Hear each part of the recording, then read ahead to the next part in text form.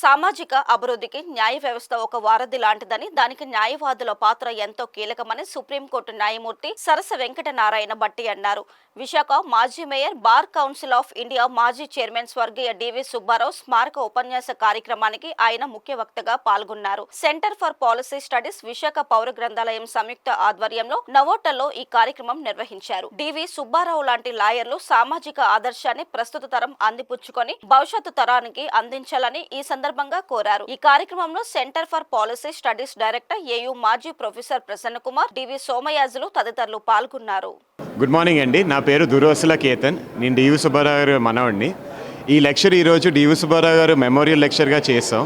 ఇదో 6th lecture ఈ year చేస్తున్నాం అండి. ఇది 6 సంవత్సరాల నుంచి కంటిన్యూస్గా చేస్తున్నాం. ఇలాగా ఇది ఎందుకు చేస్తున్నాం అంటే డివి సుబ్బారావు గారు అందరికీ లా గురించి అర్థమయ్యేటట్టు, అందరికీ నాలెడ్జ్ ఉండేటట్టు, జడ్జెస్ గారికి, స్టూడెంట్స్ గారికి, పిల్లలకి అందరి లా గురించి తెలిసి ఎలా ముందుకు తీసుకెళ్లాలనే తపనతో ఎప్పుడో ఆలోచించి చేసింది అది.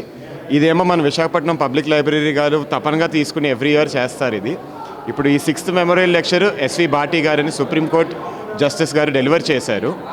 లా యాజ్ అ ఫల్క్రమ్ గురించి మాట్లాడారు. అంటే లా ఇంపార్టెంట్, ఎలా బ్యాలెన్స్ చేసుకోవచ్చు, ఎప్పుడు లా గురించి మనం చూసుకోవచ్చు, ఎప్పుడు మనం డిసెంట్ చేయొచ్చు, అవన్నీ చెప్పారు.